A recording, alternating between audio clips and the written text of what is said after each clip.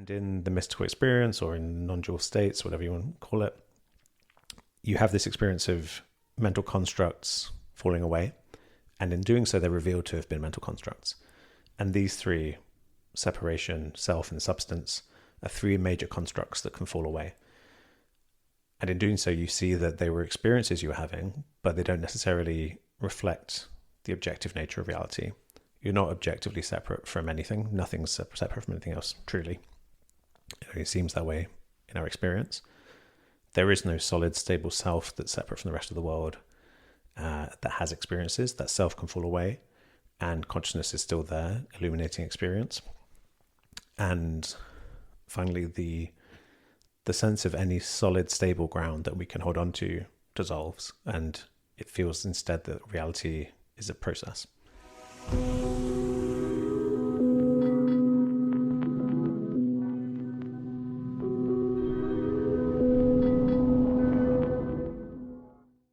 Hi everyone, I hope you're all doing well.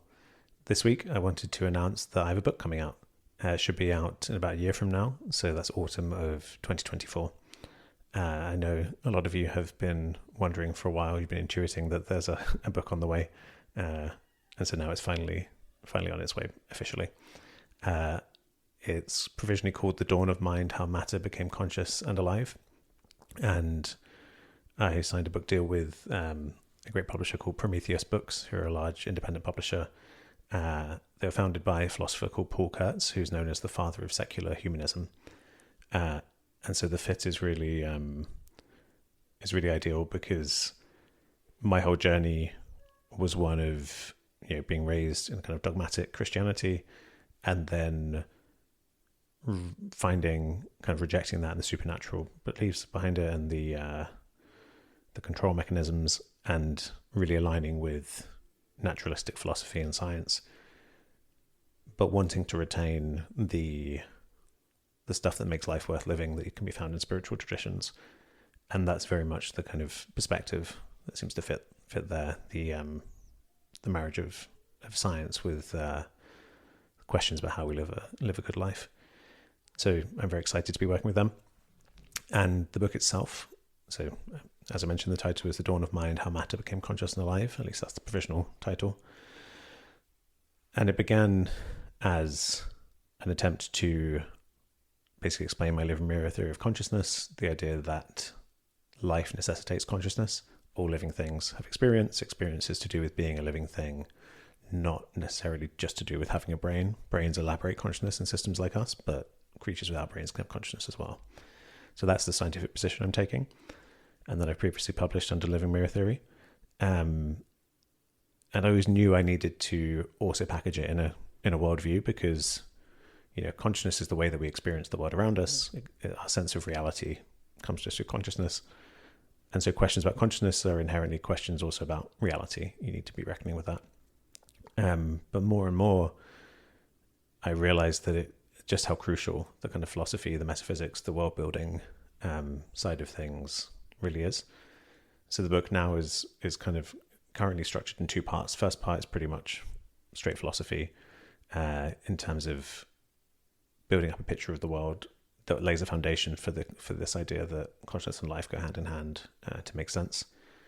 I think it would have been possible just to write the book as I wrote the initial theory, which is just as a scientific theory, but then I found that people's objections came out of their worldviews, which there are certain assumptions that are in place from our kind of evolved folk psychological notions of how the world is and how the mind is, that if you don't interrogate those, then it might not, you may not see the solution that's being offered.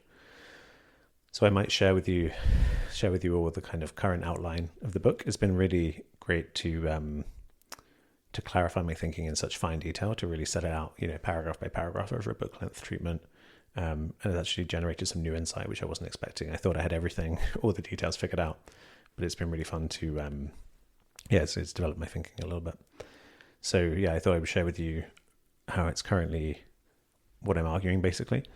And it'd be great, in AMAs, maybe people can ask questions if there's anything that's of interest. It could help, as the book's taking shape over the next few months. The first draft's written, but I'm going back and reworking it. you have an opportunity to influence my thinking there. So my hope was that this book could be, I do see myself as, I'm passionate about communication, and I want things to be as simple as possible, as clear as possible. And so I had every hope that this could be a book that would appeal to anyone, really, anyone who's interested in consciousness and reality. And I still have the aim to write it in that way, but it feels like it's to really reckon with it. It's not a trivial, pursuit trying to answer those questions. And so, it's ended up being maybe more daunting than I would have hoped for someone who's not familiar with this terrain already. So no, I'll explain the outline, and it'd be great to get people's feedback on it.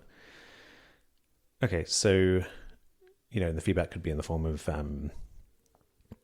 AMA questions for those of you who support the work on Patreon or the channel membership, or just leave comments on YouTube, or even send me a tweet or a message on Instagram. It's at Dr. James Cook across all the platforms.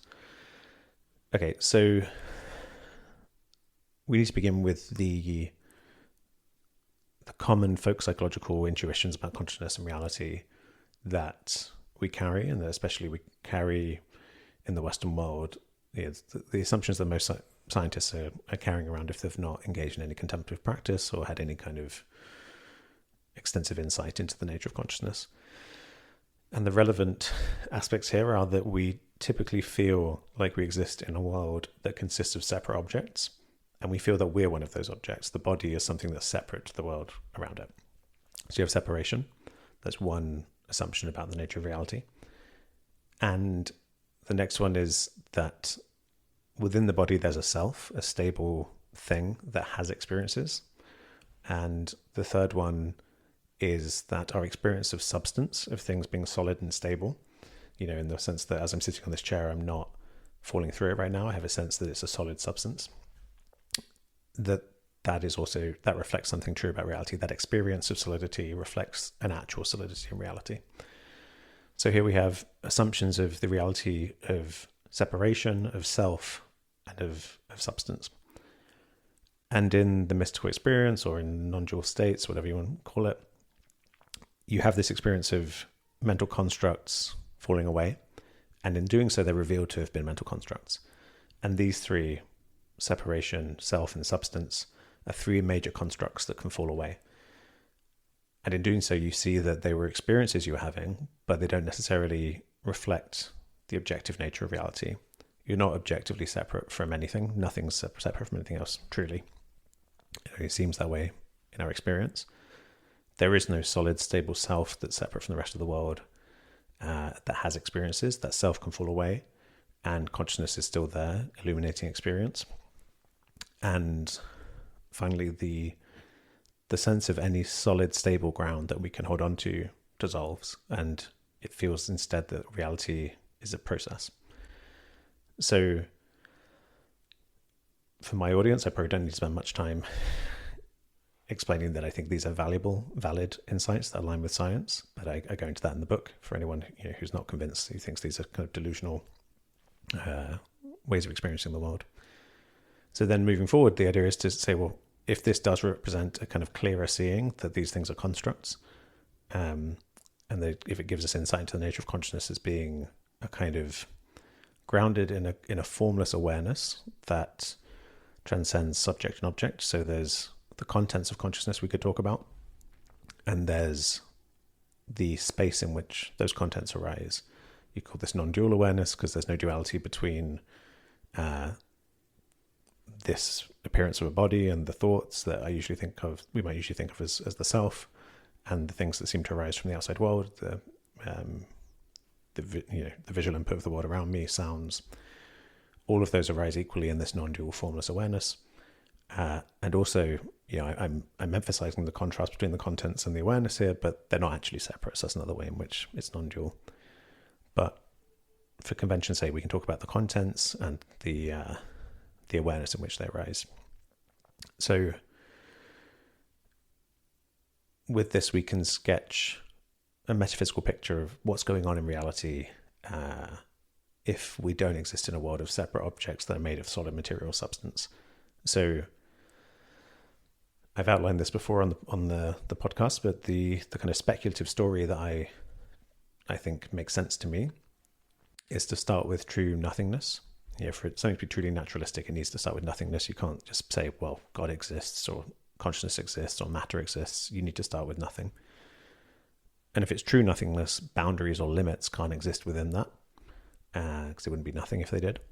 So it's synonymous with being non-finite, unlimited, unbound, infinite, you could say, understanding it as non-finite. And the infinite is synonymous with potential, because in an infinite space, anything that can happen will happen. So really, this true nothingness is infinite potentiality. That's the kind of what's at the ground of existence in this picture. So what kinds of forms could arise out of this formless nothingness? Well, the only way for anything to exist would be through a kind of process of mutual codependence, polarization. Up is not down, left is not right. And so the idea is that all forms arise as a kind of single interdependent framework of relationships. And they also emerge as a process, because no solid, stable thing that could exist in an unending way could arise out of a ground of nothingness, a formless ground. Everything is kind of temporary and impermanent and dissolves back into that ground. So this is what is called in philosophy a process-relational metaphysics. The forms of existence are in process. They're not based on a solid substance. They're kind of happenings, occurrences, and those occurrences are relational. They relate to each other. They're kind of co-defined. So, I also lean on the work of Spinoza here and his neutral monism, which is to say that reality itself isn't matter or mind at bottom. It's a third substance that he calls God or nature. And I wouldn't call it a substance. I get into the kind of different ways you can think about substance in the book.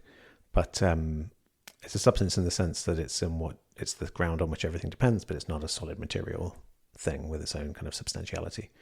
So it's a process. It's this flux. So in this picture, I will go on to argue that matter and consciousness are both relational processes that arise in reality. And so they're both what Spinoza would call modes within this, the true ground, God or nature, as he would call it. So I spend some time on idealism, because spiritual communities, people who engage with this kind of non-dual states, often ascribe to metaphysical idealism. And so I go into why I think that is. And so one aspect of this is that when you have we live in a culture that treats consciousness as epiphenomenal, as less real than physics, than the material stuff of the world. And then when you're confronted with the reality of your own experience in a mystical state, there can be this sudden flip where you're like, well, actually, this is the most real thing. I've only ever come into contact with experience. I've never actually come into contact with a particle. All of that stuff is actually a kind of abstraction, a map of reality. And what's really real is this experience.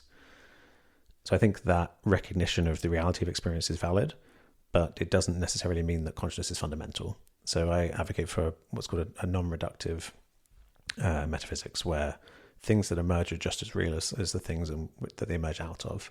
But it doesn't mean that they're fundamental. So I think physics is still a thing. There is still a physical world. Although we have to be careful what we mean by physical. I'm using it to mean the bits of reality that's studied by physicists, basically, rather than some solid material thing.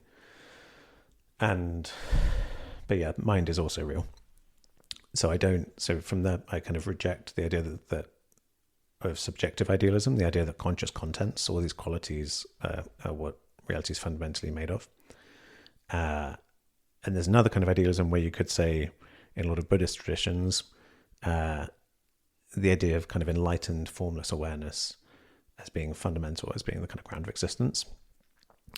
Now that's interesting, because in a mystical state you can experience all of these contents changing, but this formless awareness is perfectly still, unperturbable. This is where the analogy of the mirror is often evoked, where the mirror is unperturbed by whatever arises in it. And the really astounding thing about formless awareness is no matter how high a dose of a psychedelic you take, for example, it doesn't get disturbed. It doesn't get distorted. It's perfectly intact, which gives a palpable sense that this will survive the death of the organism, that it's not dependent on the organism, which is quite a convincing feeling that there's something here that's grounded in reality beyond the impermanent bodily organism. And so I think that intuition of groundedness is right. But what I think is happening there is not that the awareness, not that the illumination is the ground of existence, because that would be a supernatural claim to just say awareness exists for no reason. But instead that the formlessness that it's grounded in is the true ground of existence that we spoke about before, this true nothingness, this infinite potentiality, this open space that's empty. I do think that's the ground of existence, and that's here right now in experience. And so, I'm referring to this in non-dual states and mystical experiences, but it's always the way experience is. We never leave reality for a second. We're here right now in the center of the universe, all of us from our perspective. And so that stillness, that formlessness, I think is the eternal, deathless, unchanging ground of existence. But you shouldn't reify it as a solid thing that really exists, because it's a nothingness. So you get beyond the mind here into kind of, you could say paradoxicality. But yeah, just coming up against the limits of trying to logically understand what this thing is, because it's everything. You can't really do it. I do worry slightly that this stuff might alienate people who haven't come into contact with these aspects of experience, but here's hoping. I think there's not any shying away from it, unfortunately, or fortunately. So yeah, I'm not an idealist, I would say, but I have respect for the intuition that formlessness that's at the core of consciousness is at the core of existence. So, and we'll circle back later to a kind of panpsychism. So I think by breaking down consciousness into formlessness, formless awareness, and the conscious contents, I think those actually do span through basically all layers of reality. We'll circle back to a way in which you can think of the physical world as proto-awareness. So there's a kind of synthesis happening here where all of our scientific intuitions about the contents of consciousness being dependent on the physical organism, and in the case of humans and the brain, that's all intact. But also the idealist intuitions about the essence of consciousness, pure consciousness, or whatever you want to call it, what's really at the center of it, that truly is the ground of existence. So I'm trying to synthesize those two perspectives here. I'm not trying to, it just kind of came out that way. So yeah, then we get onto the kind of the second half of the book, the actual science. And it again also takes some unpacking of how we've been left with this post-colonial and post kind of Christian narrative of human exceptionalism, where, so if consciousness isn't fundamental, it's emergent. If the contents of consciousness are dependent on, I'll just say consciousness because I am talking here about the phenomenon of consciousness. We can leave aside the formless awareness stuff for now. So consciousness, where does it emerge? Does it emerge with chemistry, inorganic chemistry, or with the organic chemistry of life, or with nervous systems? I've never heard anyone actually argue that it emerges with inorganic chemistry, probably because that's well defined how it behaves by laws of physics. I don't even know if there's a term for that as a position. It'd be interesting to see if someone holds that position. But we jump over that and the idea of life. There's a taboo around biopsychism, the idea that life and consciousness go hand in hand in the scientific mainstream. And I think that comes out of, we rush to this human exceptionalism position where we're very attached to the idea that there must be something special about us. And, Copernicus and Galileo disabuse us of the notion that we're at the center of the universe, and so therefore we're really important. Darwin disabused us of the notion that we're somehow separate and different from the rest of the animal kingdom. And I'm trying to take away the last holdout here, which is that we must be uniquely conscious, more conscious than the rest of everything else. And if anything else is conscious, they're conscious because they're like us, like great apes or whales or whatever. So I think that's a bias, and I think it's invalid. I think it comes out of, I trace a bit of the kind of political history of how, with the emergence of capitalism and our relationship, or the relationship of Europeans to kind of plundering the earth at the time and since, there was a cultural milieu that led to the ideas of Descartes and Francis Bacon, of the kind of nature being unconscious mechanism being popular. not because it's true, but because it was useful for gaining power. So I think we need to get rid of that and realize the validity of kind of animistic intuitions about the natural world being conscious like we are, not in exactly the same way, but that we are kin with other living things. So the actual claim at the core of the living mirror theory is that, and this relates to Carl Friston's work with the free energy principle, the intuition is that, well, first I had this intuition that in order to survive, you need to reach out beyond your boundaries and kind of simulate the world in which you exist and the organism within it. And then I saw in Carl Friston's work that this had been kind of described mathematically, that there's a formal equivalence between minimizing the entropy of your boundary, of keeping your boundary organized, and inferring what you could call the affordances of the environment. So it's the way in which you relate to the environment, the survival related affordances of your environment. So food that's nutritious for you, is experienced as being tasty because it's conducive to your survival. So it's in that whole dynamic of survival that the structure of reality that's relevant for us, survival, gets instantiated in us in this kind of, so I'm saying consciousness is a process, it's a relational process across this boundary. It involves the organism and the environment, and exists as a process, as like a dance that we're doing. So I don't think there is a kind of solid thing that consciousness is. I think consciousness is empty, like everything's empty of a kind of solid essence. I do think it exists as much as anything else exists, but nothing exists through solid substantiality, you could say. So consciousness is this process that I think this idea of simple life forms existing through reflexes alone is a myth. I think it just is a thermodynamic impossibility. And then in order to survive, you need to be doing this simulation that we call consciousness.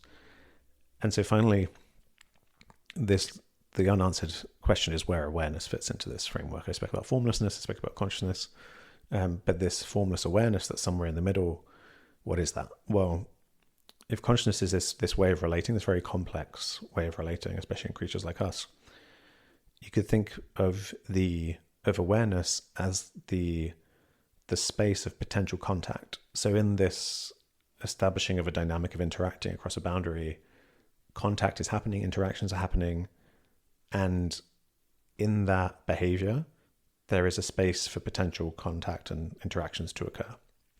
I think, and this is the one I'm not as the idea that I'm not as kind of currently attached to, or at least it's very recent the way I've come to phrase it. But I think awareness can be understood as that space for contact to arise in.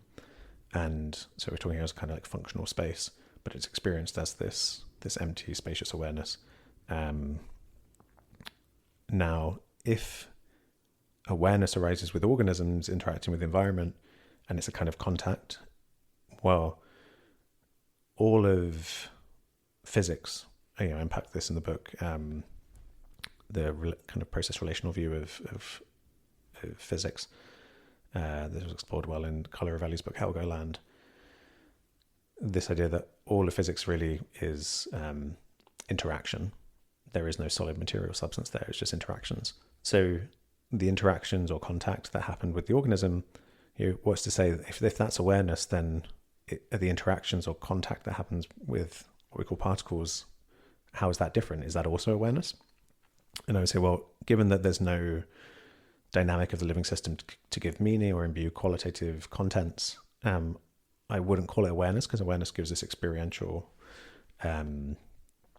feel, but I would call it proto-awareness in the sense that it's what grounds awareness. So what I'm saying there is that matter is proto-awareness, which is a kind of panpsychic stance.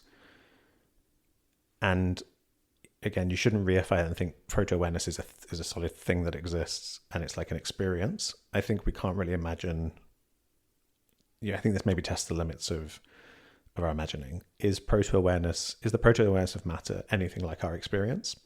I think probably not. I don't even, if it was, it would just be illumination, but I don't think there's really even illumination, because illumination happens when there's contents that can arise. I don't think a bare interaction between particles, or I should say the interaction that is particles, but I get into that in the book. It's not like the particles exist apart from the interactions, is what I'm saying, because reality is a whole of just these interactions. I don't think there's illumination there, but I don't know if we'll ever know that. So yeah, this whole view is kind of, depending on how you look at it, you could call it a kind of idealism, a kind of panpsychism, and a kind of biopsychism, classic scientific view of the experience depending on the body. But I do firmly say that I just don't think the mainstream view of it depending solely on brains, coming to existence with brains, consciousness, that is, I just don't think that. I think that leads to philosophical dead ends that we know is the hard problem. So yeah, that's the view. There's some stuff in there about causation and how consciousness can feed back and affect the organization of the organism. I won't get into that here. But yeah, that's the message. It's not as dry and brutal and linear as I just laid out here. I try to make it entertaining and give passages about my personal experience and interesting side notes. And there's a book length space to unpack all this, so it's not as dry as I just made it. So yeah, let me know if you have any thoughts on that, if it makes any sense. Yeah, it's been fun writing it. Looking forward to finishing it up over the next few months, and then I'll keep you updated as to when it's coming out. When it comes to it, it'd be amazing if people could pre-order as well, because that really helps with I don't know the terminology, rankings, or how well it's perceived to be doing. The sales in those first few days. So yeah, thanks a lot. Until next time.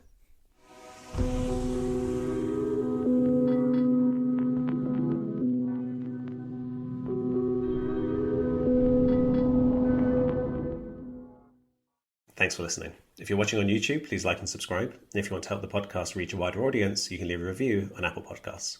Finally, if you want to offer financial support, you can go to patreon.com/Dr. James Cook.